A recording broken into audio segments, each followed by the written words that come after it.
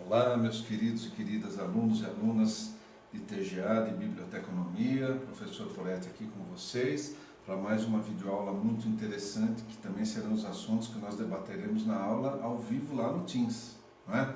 Mas hoje a gente vai falar de uma pessoa que foi muito importante na época dela e é até hoje, por tudo que fez, tudo que criou e tudo que ficou, né? Quando a gente fala em produção em massa, em linha de produção, tem que se falar de Henry Ford, né? Então vamos estudar hoje quem foi e o que é o Fordismo. Então prestem muita atenção que vai valer a pena. Este é Henry Ford, este aqui é o seu Fordinho T, muito vendido, muito comentado, e que foi por muito tempo a base da economia americana, parte da base da economia americana e responsável pelo alto faturamento da Ford. Ele tinha uma frase que eu particularmente gosto muito, de falar das coisas em movimento, né? Então ele dizia assim: quem dirige é o trabalho, não o homem. A questão é conservar todas as coisas em movimento, de modo que o trabalho vá até o homem e não o homem ao trabalho. Não, ele não quis dizer que a empresa mandaria o trabalho na casa da pessoa. Ele não quis dizer isso. Ele quis colocar as coisas em movimento, com esteiras, ou esteiras no chão, a 1 metro, 1,20 m de altura para o homem trabalhar, ou esteiras aéreas que traziam as peças até o homem. Então, o trabalho, as peças estavam em constante movimento dentro das fábricas da Ford. Era uma coisa interessante, inimaginável para a época, não é? Então vamos entender melhor isso, né? Olha, aqui, olha, a administração de Henry Ford, ele foi muito influenciado por Taylor e por Fayol, e vocês vão entender por quê. Primeiro, ele tinha uma visão prática das tarefas, e quem queria uma visão prática das tarefas era Taylor, né? Aumentar a eficiência, melhorar a forma de trabalho. Então está aqui, ó, ele buscava eficiência produtiva. E quem com a administração científica buscou eficiência? Taylor, não é? Ele criou a linha de produção com esteira rolante, que a gente vê até hoje nas fábricas de cerveja, refrigerante, etc. Né? Sua filosofia, produção em massa e preços baixos. A gente vê muito isso hoje, né? Produzir e vender para massas, multidões de consumidores. Implantou o trabalho contínuo com produção, motivação e salários altos. Por que trabalho contínuo? Esteira rolante. As coisas passando na frente do trabalhador, tempo que ele estivesse dentro da fábrica. Motivação e salários altos. Para ele reter a mão de obra que ele treinava, ele capacitava a mão de obra, ele pagava um pouco mais do que os seus concorrentes de outras fábricas, de outros produtos, para manter a mão de obra com ele. Padronização e especialização do trabalho. Então ele padronizava, tal qual Taylor fez, padronizava o trabalho, as pessoas tinham que fazer da mesma forma, todas, não é? E especializava. Então quem colocava a roda, só colocava a roda no automóvel, quem colocava o para-choque, só colocava o para-choque. Então ele especializou as pessoas naquelas tarefas e as fixava no trabalho, no ponto de trabalho. Defendia a criação de métodos próprios de trabalho por técnicos. Ele estava rodeado por técnicos, né? E dava ênfase no planejamento e execução. Quem falou muito em planejamento? Taylor e Henry Fayol, né? Então olha que interessante a visão dele para 1910, 11, 12, a década de 20 e 30. Olha que interessante como pensava. Ele era um visionário, não tenham dúvida disso. Ele não imaginava a Ford só para a época dele. Ele imaginava uma Ford para 50, 100 anos ou mais. Ele era visionário. Ele sabia que as pessoas iam se desenvolver, as famílias iam aumentar, as empresas iam contribuir para isso, as cidades iam crescer, não é? Que precisava pavimentar estradas, etc., que ia precisar de transporte de pessoas, de peças, de animais. Então ele contribuiu para isso. Muito bem. Olha que interessante, não é? Ele viveu até 1947. Ele era torneiro mecânico de formação, mecânico e relojoeiro. Olha que interessante. Desta formação vieram projetos maravilhosos de automóveis. Quando eu penso aqui, né, nos Fords da década de 20, 30, até a Ford hoje, está aqui o Export, não é? A linha de montagem da fábrica, o carro saía prontinho aqui, de dentro da fábrica ele já vinha para cá e saía prontinho para o pátio para ser entregue. Olha que ideias que ele tinha, né? Olha o Ford T em 1911. Olha aqui uma propaganda do Ford T, né? 1911, modelo Touring, né? Olha que bonito, foto colorida, mais atual, mas olha, já tinha mais requintes, né? Eram carros simples, básicos, uma linha de produção rápida, parecia uma carroça com rodas, mas foi a ideia inicial. Então aqui o modelo prático para trabalho, uma picapezinha, aqui um modelo mais familiar, mais bonito, já colorido, mas normalmente ele vendia carros pretos. Ele até brincava, ele falava, você pode escolher qualquer cor desde que ela seja preta. Por quê? Porque era uma produção em massa. Se eu tiver que ficar trocando a cor da tinta, fica mais complicado. Ele tinha azul, ele tinha verde, ele tinha outras cores, né? Ele foi ampliando a linha. Mas no começo era uma produção de carros pretos. Você vê nos filmes antigos, a maioria dos carros que tinham nas ruas de Nova York, por exemplo, eram carros pretos, né? Aqui ele já foi melhorando, aqui é o Ford T em 1925, então quando a gente compara os primeiros Ford T's aqui, ó, 1911, né? Uma evolução, a gente percebe, olha que evolução, o carro está mais encorpado, mais forte, não é? Parece um tanquezinho de guerra, mas é um carro bonito para a época. Aqui é a linha da montagem Fordista, ó, as pessoas trabalhando, e olha, as peças, né? As ferramentas, né? Aqui era uma esteira, o carro ficava aqui é o chassi, o freio e tal, as pessoas iam montando conforme a sua especialidade, não é? Aqui também é uma foto muito antiga da linha de produção. Olha, tudo funcionava em linha, vocês percebem aqui, ó, tudo funcionava em linha, de funcionários como que eles faziam dentro da sua especialidade.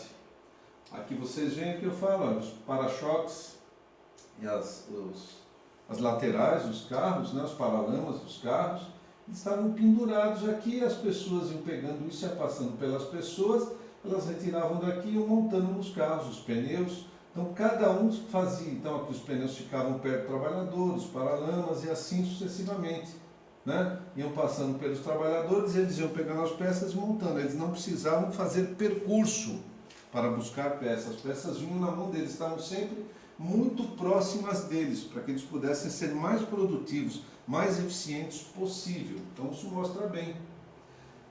Muito bem, como eu falei sobre o Taylorismo, né? Sobre a teoria de Taylor e Fayol, Charlie Chaplin, um gênio, ele é genial, era genial, ele fez um filme Tempos Modernos e fez uma crítica ao Fordismo, ao Taylorismo, né? Porque ele dizia que o homem se tornava parte da máquina. Se vocês já assistiram, ou se puderem assistir ou rever esse filme, tem uma hora que ele entra na máquina, que ele passa pelas engrenagens, porque ele faz uma crítica, não é? Uma crítica, eu não chamo de destrutiva e nem construtiva, era simplesmente uma crítica dizendo que o homem trabalhava tanto dentro da sua especificidade que ele se tornava parte da máquina, mas na verdade o homem, no Fordismo, no Taylorismo, ele era parte do sistema de trabalho, não da máquina, né? Aqui não está tão legível, mas é o chamado livro azul da Ford, que tinha aqui no Brasil. Então quando o funcionário chegava, um novo funcionário na Ford, na semana de treinamento, na semana de integração, ele recebia o livro azul da Ford, dizendo, né, o que é a Ford, como ela funciona, qual a sua estrutura, a história da Ford. Então isso aqui funcionava na integração da Ford, é muito interessante. Muita empresa faz isso hoje, não é? Mas Henry Ford tinha 3 princípios fundamentais que faziam o Fordismo funcionar. Produtividade, com a busca máxima de eficiência, intensificação, da intensidade no trabalho e economia. Então, olha só, produtividade, o máximo de produção em um determinado tempo por meio da especialização do homem e da linha de montagem. Lembra quando eu mostrei? os pneus perto do homem que coloca os pneus na roda, o homem que coloca a roda no chassi do automóvel. Então ele especializava o homem na sua linha de montagem, no que fazia, na sua tarefa, e tinha que fazer em determinado tempo. Isso dava produtividade, melhorava a eficiência. Então ele repassava os ganhos de produtividade ao empregador, aos empregados, o empregador no caso ele, Henry Ford, aos empregados da sua fábrica e aos consumidores em forma de redução de preço. Diferente de hoje, que quando o empregador consegue, o empregador consegue reduzir despesas, ele junta isso no lucro, ele aumenta o lucro, ele não repassa, ele não diminui o preço do consumidor final. Ele já fazia isso, então ele reduzia, quando ele conseguia negociar com fornecedores, reduzia o preço das peças, dos insumos, da matéria-prima, ele não mexia no preço de mão de obra, ele pagava bons salários, reduzia o preço do carro para se tornar mais competitivo, vender mais. Intensificação, visava aumentar a velocidade de giro do capital circulante da empresa dele. Não é? Então, vender, receber antes, né? Então, olha, aumentar o giro do capital circulante que era obtido dos próprios clientes. Né? Ele recebia antes, dava um jeito de receber o valor do automóvel antes, pagava tudo, sobrava o lucro dele. Entregava o carro, ficava praticamente sem dívida.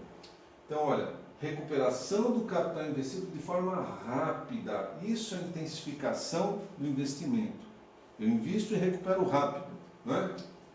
Diminuir o tempo de produção com o uso imediato dos recursos e colocar o produto no mercado. Então, se eu conseguir receber parte do pagamento, ou pagamento total do valor à vista do carro, comprar os produtos, também pagar à vista, indenizar todo mundo, entregar rapidamente o produto, eu fui eficiente na minha forma produtiva, na venda e no recebimento. Gente, eu estou falando em 1911, o que as empresas tentam fazer hoje. Aumentam o preço, dão desconto para tirar camadas de aumento de preço, para dizer que o preço é menor e tentam vender, às vezes não entregam, demoram. Não é? Ford era eficiente não só na produção, mas era eficiente na venda, na comercialização do seu produto. É o princípio da intensificação, que há mais de 100 anos ele fazia muito bem, e hoje tem empresa que não consegue fazer. Eu faço essa crítica sim, porque é verdade. E economia, ele não podia pensar em estoque. Olha que interessante. Ford acreditava que o estoque inútil representava perdas de trabalho humano, ou seja, produzir carro para deixar estocado no pátio era uma perda de trabalho, perda de capital investido porque ainda não vendeu. Ele vendia, recebia, produzia e entregava. É diferente de hoje que a gente vê estoque de automóveis, né? Então acreditava que estoque inútil representava perdas de trabalho humano, energia desperdiçada, energia humana. A economicidade consiste em reduzir ao mínimo o volume de estoque de matéria-prima em transformação. Então, se ele tinha vendido, por exemplo, 1000 carros, ele comprava matéria-prima para 1000 carros. Controlava a qualidade para não haver perdas, entregava o carro. Então, com esses 3 princípios, produtividade, produzir o melhor possível em determinado tempo, com a especialização do trabalho humano, intensificação, aumentar o giro, né? Ele fazia uma velocidade de giro de capital fantástica, então ele recebia, pagava os fornecedores, indenizava os trabalhadores, pagava os salários, bons salários, e entregava o produto. Então ele tinha um giro muito bom. E não gerava estoque de peça nem de produto acabado. Então, com esses 3 princípios, ele fundou o Fordismo e foi muito feliz na época dele e construiu história, fez história com isso. Fantástico trabalho. Era essa forma de trabalho e planejamento de Henry Ford. Muito bem, eu vou aprofundar muito mais essas explicações na nossa aula, vocês sabem disso, na nossa aula ao vivo no Teams, né, síncrona. E na próxima aula nós vamos estudar a teoria da burocracia. Vocês vão entender realmente o que significa burocracia e como as pessoas usam esse termo errado hoje, de forma errada. Né? Nós vamos entender quem foi Max Weber, Maximilian Karl Emil Weber, né? Então Maximilian Karl Emil Weber, Max Weber, ele foi a pessoa responsável pela teoria da burocracia. Nós vamos entender como ele estudou o Fordismo, como planejavam as empresas tal, e chamou de burocracia. É muito interessante isso. Ok? Muito obrigado, desejo bons estudos para vocês.